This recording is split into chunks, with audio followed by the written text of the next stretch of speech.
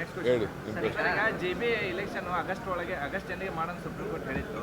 ಆದ್ರೆ ಈಗ JB ಅಧಿಕಾರಿಗಳು ಸುಪ್ರೀಂ ಕೋರ್ಟ್ ಮೊರೆ ಹೋಗಿದ್ದಾರೆ. SIR ಇರೋ ಕಾರಣಕ್ಕೆ ನಮ್ಗೆ ಡಿಸೆಂಬರ್ವರೆಗೂ ಕಾಲಾವಕಾಶ ಕೊಡಿ ಅಂತ. ನೋಡಿ, ಅವರು ಕೊಡಲ್ಲ ಅಂತ ಈಗಾಗಲೇ ಹೇಳಿದ್ದಾರೆ, ಲಾಸ್ಟ್ ನಿಮಗೆ ಆಗಸ್ಟ್ ಅಂತ. ಬಟ್ ವಾಸ್ತವಾಂಶ ಸ್ವಲ್ಪ ಸಮಸ್ಯೆ ಇದೆ ಅವ್ರ ಅಧಿಕಾರಿಗಳದ್ದು. ಅವ್ರಿಗೆ ಬಿಟ್ಬಿಟ್ಟಿದ್ದೀನಿ, ನಾನು ಇದಕ್ಕೆ ಇಂಟರ್ಫಿಯರ್ ಆಗಲ್ಲ. ನಾವು ಸಿದ್ಧತೆ ಏನು ಮಾಡ್ಕೊಳ್ಬೇಕು, ಎಲೆಕ್ಷನ್ಗೆ ಸಿದ್ಧತೆಯನ್ನು ನಮ್ಮ ಪಕ್ಷಗಳಲ್ಲಿ ನಾವೆಲ್ಲ ಮಾಡ್ಕೊಳ್ತಾ ಇದ್ದೀವಿ. ಒತ್ತಡ ಏನಿಲ್ಲ, ನಮ್ಮ ನಾಯಕರು ಇವತ್ತು ನಾಳೆ ನಮ್ಮ ಬರ್ತಾರೆ. ಬಂದ ಮೇಲೆ ಯಾವತ್ತು ಅವ್ರು ಕರೀತಾರೆ ನಾನು ಅವತ್ತು ಹೋಗ್ತೀನಿ. ಸರ್, ಬೆಳಗಾವಿಯಲ್ಲಿ RSS ಸಭೆ ಆಗ್ತಿದೆ, ವಾರ್ಷಿಕ ಪ್ರಾಂತ ಪ್ರಚಾರಕರ ಸಭೆ ಆಗ್ತಿದೆ.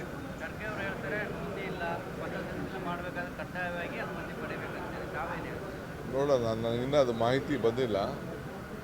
ಈ ಪೇಪರಲ್ಲಿ ಬರೆದಿದ್ರೆ ಅಷ್ಟು ಮಾತ್ರ ಗೊತ್ತಿದೆ, ವರದಿ ಕೇಳಿದ್ದೀನಿ. ಆಮೇಲೆ ಕಾನೂನಲ್ಲಿ ಯಾರಿಗೇನೇನು ಅವಕಾಶ ಇದೆ ಆ ಅವಕಾಶಗಳಿಗೆಲ್ಲ ಸಿಗ್ತದೆ. ಕಾನೂನಲ್ಲಿ ಅವಕಾಶ ಇಲ್ಲ ಅಂದರೆ ಅವಕಾಶ ಸಿಗೋದಿಲ್ಲ.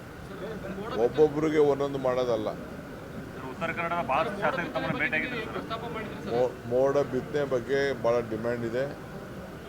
ನಾನು ನಮ್ಮ ಲೀಗಲ್ ಅಧಿಕಾರಿಗಳು ಮತ್ತು ನಮ್ಮ ಫೈನಾನ್ಸ್ ಡಿಪಾರ್ಟ್ಮೆಂಟ್ ಅವ್ರನ್ನೆಲ್ಲ ಮಾತಾಡಬೇಕು. ಶಾಸಕರೆಲ್ಲ ಭಾಳ ಒತ್ತಾಯ ಮಾಡಿ ಹೇಳಿದ್ದಾರೆ, ಪರಿಶೀಲನೆ ಮಾಡ್ತೀನಿ. ಸರ್, ಕಿತ್ತೂರು ಕನ್ನಡದ ಎಲ್ಲ ಶಾಸಕರು ಭೇಟಿಯಾಗಿದೆ ನಿಮಗೆ.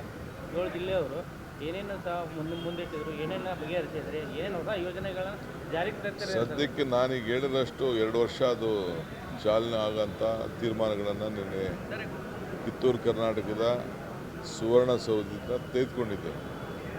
ಎಲ್ಲ ಉಂಡಿಗಳಲ್ಲೂ ಕೂಡ ದುಡ್ಡು ಭಾಳ ಹುಷಾರಾಗಿಡಬೇಕು ಅಂತ. ಬೆಳಗಾವಿ ನಗರಕ್ಕೆ ವಿಶೇಷ ಪ್ಯಾಕೇಜ್ ಕೊಡ್ತೀರಾ?